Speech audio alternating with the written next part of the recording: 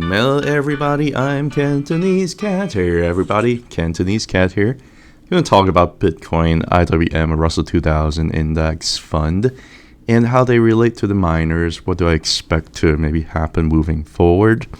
This is the 4-hour chart of Bitcoin. And I did this scan square here. I used 180 and 100. Gives me pretty decent market symmetry here. You can see that price has just kind of gone way too far, way too fast, and it's just been a little bit exhausted here in the trend. And because you're starting to see as the price kind of gone up here, you have RSI kind of rolling over here a little bit. Now, the RSI has since then been reset, and now you're building a lot of these kind of hidden bullish divergences with RSI kind of cool down here, and the price has gone a lot higher since then, right? And what we're looking at here is that it got rejected here around 69,000. And as I speculated, if we're not going to push through, we're probably going to come back down to hit the arc somewhere. And I thought somewhere around either 67,500 or 66,500, somewhere around there. And it hit both of these levels almost perfectly. And what you're seeing here is you have a lot of wick underneath here. There's a lot of demand underneath 67,300. Because of all these wicks, it really tells me that I think this is going to be the demand zone over here. And so far, you have a lot of these different like dojis, and right now you have like a little bit of like a hammer bottom here. I think the next move is going to be up moving forward. It would probably end up re-challenging the 69,000. Now, I'm also not surprised if it ends up cooling down even further, down to go down even just a little bit further, back to 66,300 or something like that.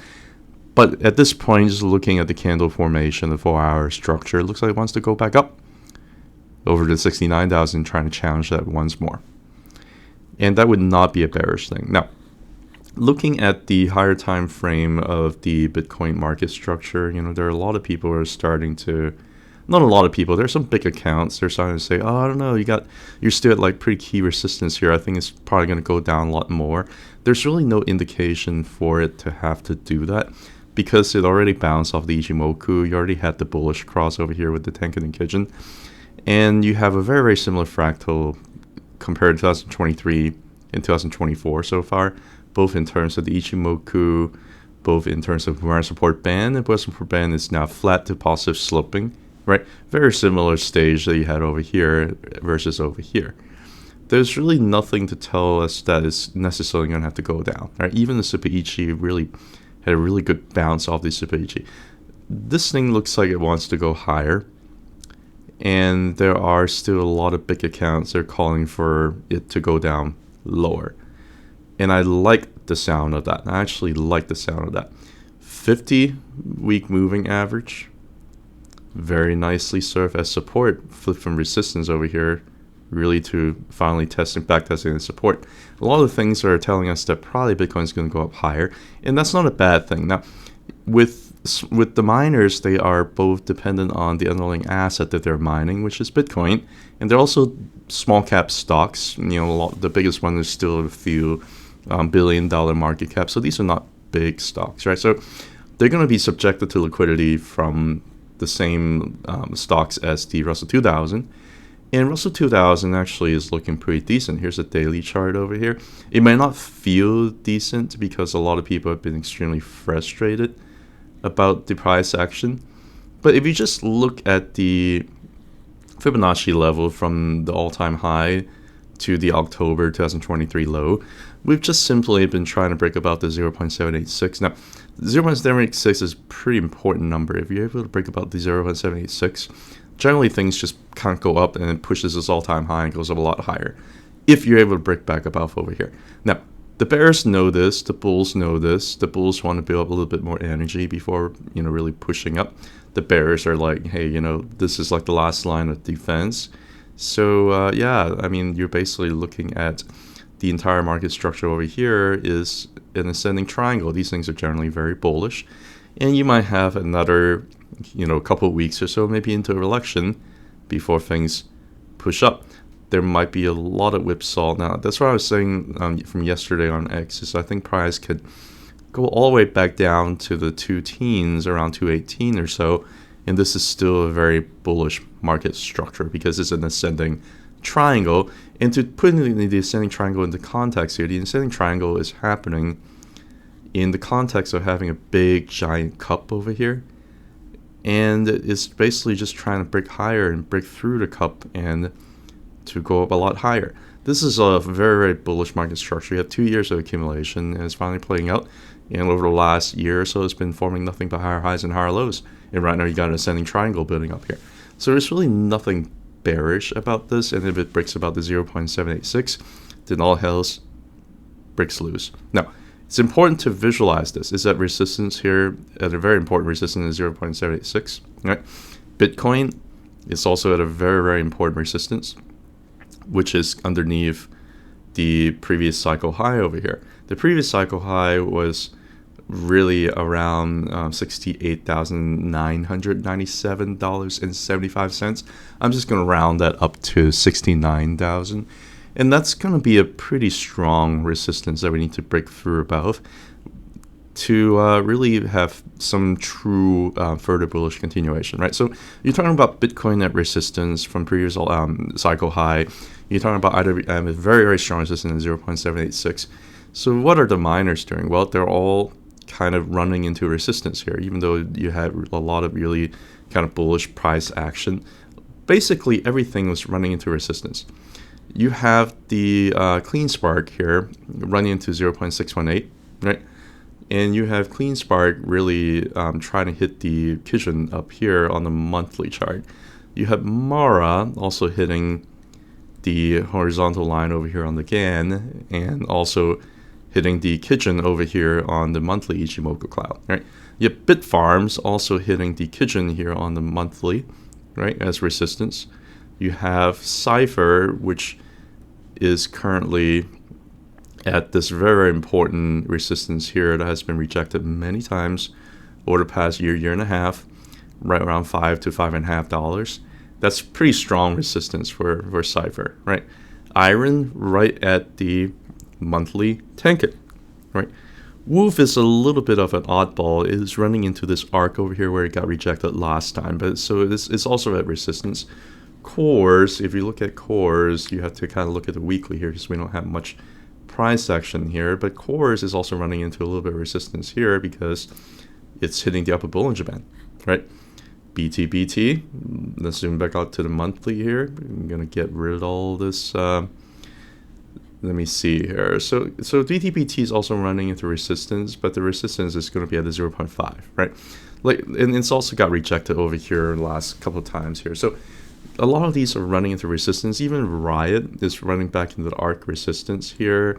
Even Riot, if you look at not the monthly, but you look at the weekly Ichimoku, has been at resistance here at the Kijun, right?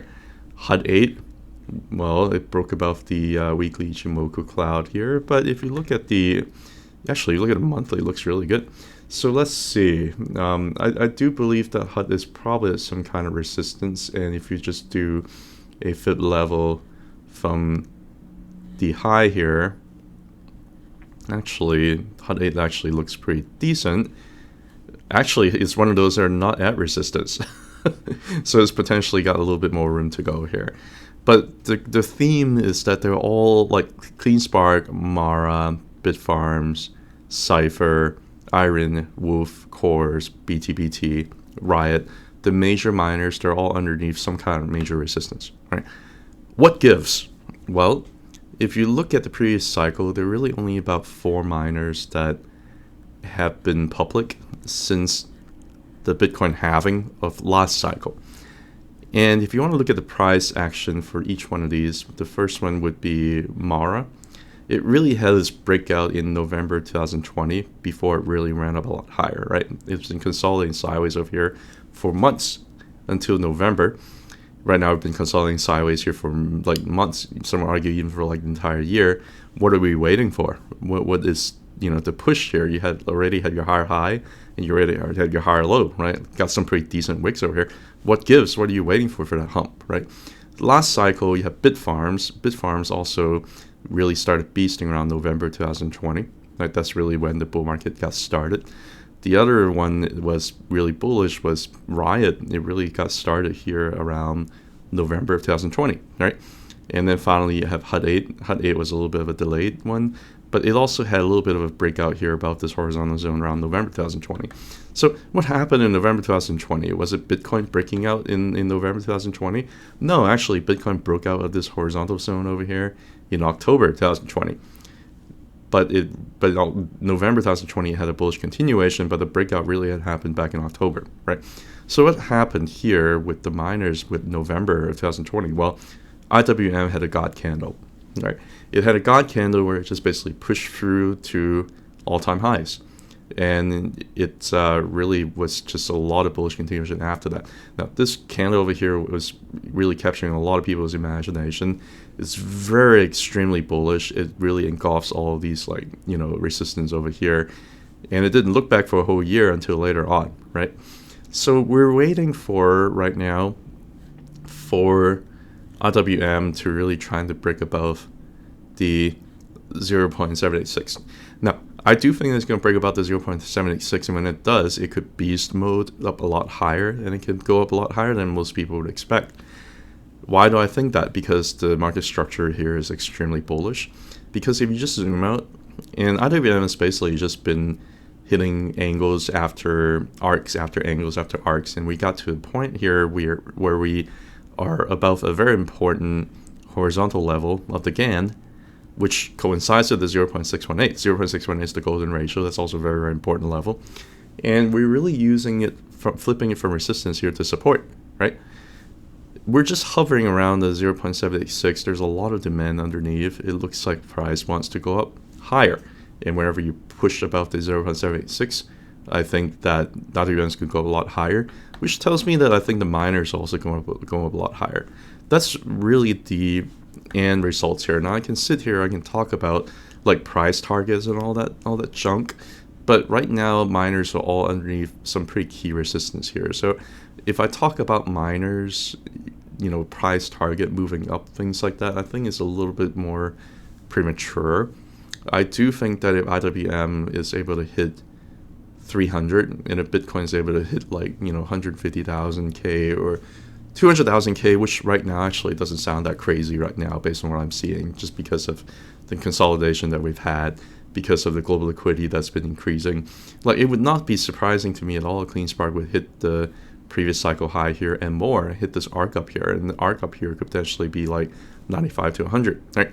It would not be surprised to me at all if IWM goes about 300 to 300 and Bitcoin goes to 150,000 to 200,000. It would not be surprising to me at all for Mara to hit this horizontal zone over here around 136, right? Bitfarms could potentially go up a lot higher. It could potentially go up to this horizontal zone up here around 20, right? Or 18 to 20. CIFR could potentially hit this arc up here. We potentially hit this horizontal up here around the 50s, or the arc up here around 70s. All of these are possible. IREN, you're talking about potentially going a lot higher, 1.618, $45, maybe do this arc over here around 60s, right? All of these are difficult to envision right now, but that's kind of where things are potentially building up to go. I can keep going and talk about all of these potential targets, but none of that would make any sense right now because we're still at resistance. With that said, I'm still extremely, extremely bullish on Bitcoin. And to me, I really don't think that the market structure supports necessarily another tap down. If it has another tap down, even to 60,000, it is still a bullish market structure because it's still going to be higher highs and higher lows. And I don't think it's going to go down further than 60,000, maybe a little bit further, but it will still be higher than this wick over here. What is the point of doing that? You already grabbed the liquidity down here. It looks like it's already found support. What is the point of going back down here again, right? Even if it goes down, it's going to be a bullish market structure. So what's the point? Now, thank you so much for listening to all this. I remain very bullish on Bitcoin. I remain very bullish on the miners. And I remain very bullish on IWM. I think the miners are going to be a leverage play for both Bitcoin and the IWM moving forward. And I think both IWM and Bitcoin are doing extremely well right now. If you're wondering about how these will end up playing with MSTR, I gotta say this. I think MSTR is probably still going to go up a lot higher. Let me do a chart here to kind of illustrate kind of what I'm thinking. I think MSTR is still going to go up a lot higher. But MSTR, if you're looking at the last cycle, it is very important to understand that Bitcoin made a higher high in November of 2021 and MicroStrategy never did. It peaked around February 2021. It could potentially do the same thing this cycle. There's no guarantee. But you could potentially have a peaking out MicroStrategy here around mid to late cycle while the miners continue to run, right? Because the miners, like for example, Mara kept running all the way up to like November, right? I mean, you just can't necessarily say just because something has been outperformed that is going to continue to outperform for the rest of the cycle, right? Mara could be a little bit of a late cycle boomer here. HUD could potentially be a little bit of a late cycle boomer here, right? You're talking about these stocks. You know, CleanSpark didn't really become like a true miner until like December 2020, and I think the business model just wasn't really clear. So it was a little bit of like an early, how you say, a little bit of like an early peaker, if you will. CIFR didn't really peak until September 2021, right? So you're talking about all these miners, and you talk about MSTR. The whales are probably going to know ahead of time if Bitcoin is going down. If they know ahead of time that Bitcoin is going down, they wouldn't be in MicroStrategy because that's a leverage play of Bitcoin, right? Do they look like they want to be in MicroStrategy now? Heck yeah. You just have to break out of this like 6 months of inside candles to this one over here. You just had a big giant breakout. Assuming October closed like this, MicroStrategy is going to look extremely bullish. The problem is MicroStrategy might have another, 3 or 4x waiting for it potentially. Whereas the miners could potentially end up just running hard late cycle, which it has done before during the last cycle. Could it do this cycle? Potentially, potentially not, right? But that's what the cycle analysis are kind of telling us, that, hey, these miners, they generally run a little bit later in the cycle when euphoric sentiment is very strong. You are going to have dilution fears. You are going to have valuation fears. A lot of people are going to throw a lot of narratives out there. And you also can say, yeah, there are a lot more miners public now this cycle, and that also kind of dilutes the interest. I just want to remind you that all these miners, they have a very small market cap. Even Mara and CleanSpark, they have just like a few $1 billion market cap. Dogecoin has a $22 billion market cap. And I think Dogecoin is probably going to go up a lot higher. So anyway, thank you so much for listening to this speculation based on psychoanalysis, based on looking at what might transpire in terms of what miners have been correlated with in the past. And I'm going to end the video right here. You guys have a good one. Bye.